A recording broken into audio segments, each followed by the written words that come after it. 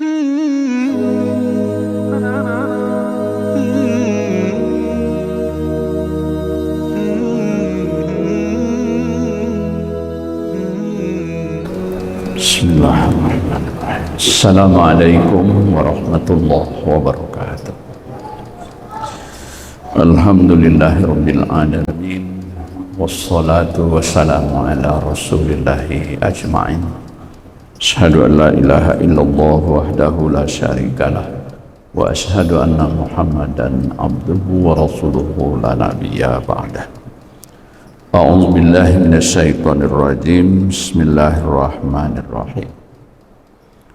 Ara'aita man ittakhadha ilahu hawahu afa anta takunu alaihi wakila. Sudahkah engkau perhatikan Muhammad orang-orang yang menjadikan keinginannya sebagai Tuhan, maka tidak satupun orang yang bisa melindunginya.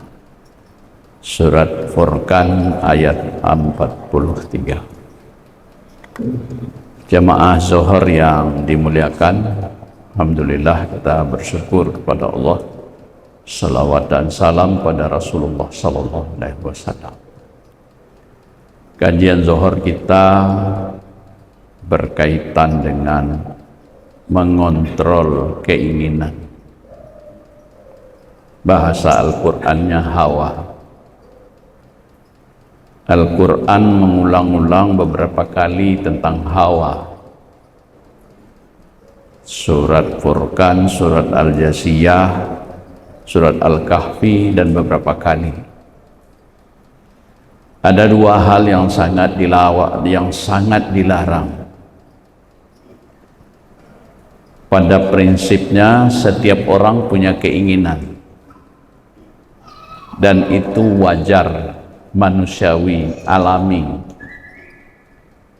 Jadi hawa, keinginan dan nafsu itu hal yang boleh, bahkan itu fitrah yang dibawa lahir oleh manusia. Hanya saja di dalam penggunaannya diatur oleh Al-Quran. Islam itu berbeda dengan agama lain. Kalau di agama lain hawa minta dimatikan sehingga ada kehidupan pastoral. Kita tidak ada kehidupan pastoral. Semua orang boleh makan, minum, berkeluarga, punya keinginan-keinginan lain. Tetapi keinginan itu mesti dalam kendali. Kendali nomor satu, dalam batas-batas, jangan sampai dia yang menjadi Tuhan dalam kehidupan. Afara'aita, perhatikan orang yang mempertuhankan, mengikuti semua keinginannya. Pertama, mereka tidak akan ada yang bisa melindungi. Bahkan di dalam surat Al-Jasiyah dikatakan lagi, ilmunya, pendengarannya, penglihatannya, hatinya tidak mempan diberi nasihat. Jadi keinginan yang kita miliki, hawa nafsu yang kita punyai, sebatas kepentingan apa hidup itu dipakai. Bahwa di samping keinginan-keinginan lahiriah, sesungguhnya manusia punya misi, punya satu keinginan yang tidak bisa dikalahkan atau tidak boleh kalah, yaitu keinginan pada kebenaran. Pertarungan antara keinginan selera dengan keinginan kebenaran ini mesti dimenangkan oleh keinginan kebenaran itu. Itulah pentingnya agama, itulah pentingnya ilmu pengetahuan, pentingnya peradaban, pentingnya nilai dan moral. untuk memberikan energi, memberikan kekuatan agar keinginan kebenaran, keinginan agama bisa mengendalikan keinginan hawa. Sebab hawa memang tidak akan pernah ada batasnya. Alhaakumut takasur hatta zurtumul maqabir. Orang selalu ingin lebih sampai kubur menunggunya, masuk ke dalam kubur baru berhenti. Nah, oleh karena itu semangat, kemauan, perjuangan untuk memberikan kekuatan pada diri kita sehingga bisa memenangkan kebaikan, berilmu, beramal, melatih jiwa kita dengan sifat-sifat terpuji, akhlakul karimah, itu bahagian dari memenangkan hawa. Kita bisa bercermin kepada masyarakat yang sudah maju, yang sudah punya peradaban.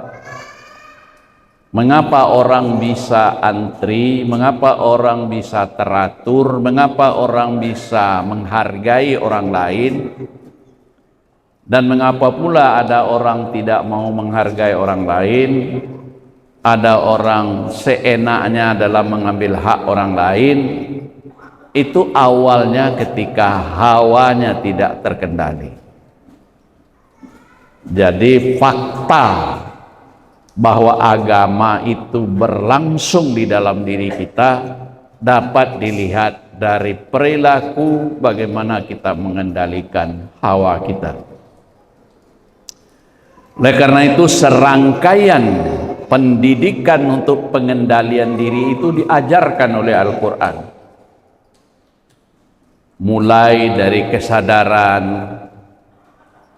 ya ayyuhalladzina amanu tubu ilallahi taubatan nasuha.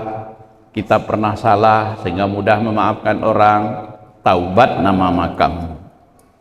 Dilanjutkan nanti kita mesti tidak berkelebihan, zuhud namanya.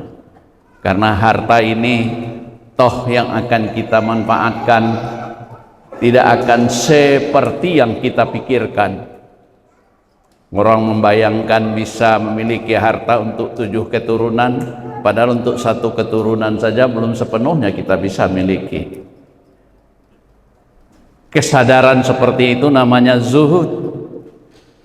Orang mesti juga terdidik untuk tidak sembarangan berkata sembarangan, bicara sembarangan, berperilaku sembarangan.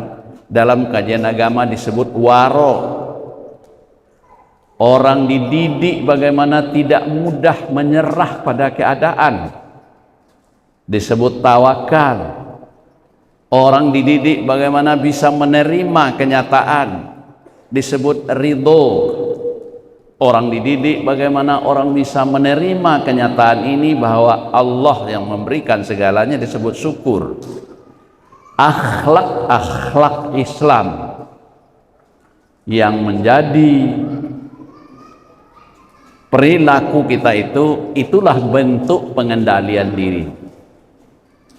Bahwa orang tidak akan bisa mengendalikan hawanya kalau tidak ada sifat sabar, sifat syukur, sifat ridho, sifat tawakal, sifat qanaah. Pendidikan seperti itu sesungguhnya sudah masuk di dalam budaya kita. Sehingga ada istilah budaya untung. Padahal mereka sudah rugi tapi masih dianggap untung.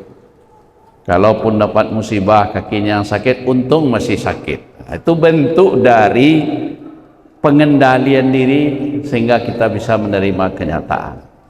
Itu yang pertama, memaksimalkan, mendayagunakan akhlak Islam untuk membuat kita tidak jauh terperosok kepada mengikuti hawa tanpa batas. Banyak sekali Al-Quran menyebut tentang bahaya mengikuti nafsu ini. ayyudillika an sabilih, mengikuti hawa itu menimbulkan kesesatan. Kita hari ini korban dari orang-orang yang hawanya tidak terkontrol.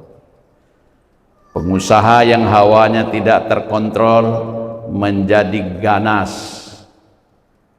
Apalagi kalau dia punya senjata, kontrol hawanya lemah, membunuh orang. Dia punya uang tapi tidak terkendali pikirannya, hawanya tidak terkendali, semuanya dibelinya.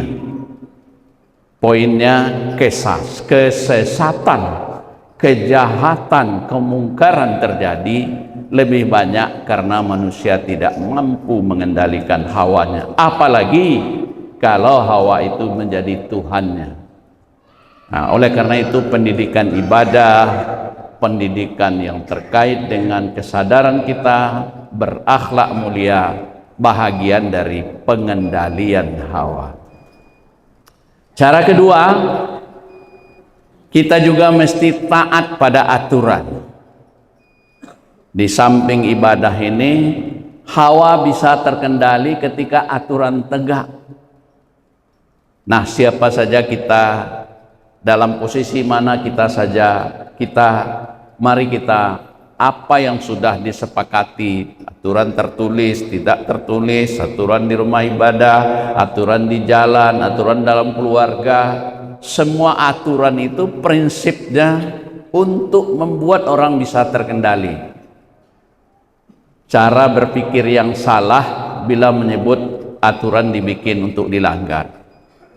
Semuanya aturan itu untuk meluruskan kita. Bapak dan Ibu semua jamaah yang dimuliakan, kesimpulan dari ayat ini, agama, kehidupan akan semakin baik bila hawa manusia dalam kedudukan mana saja dia dapat terkendali, terkontrol dengan baik.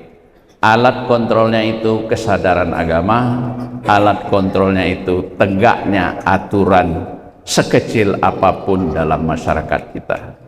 Fa'tabiru ya ulil absar la'allakum turhamun. Assalamualaikum warahmatullahi wabarakatuh.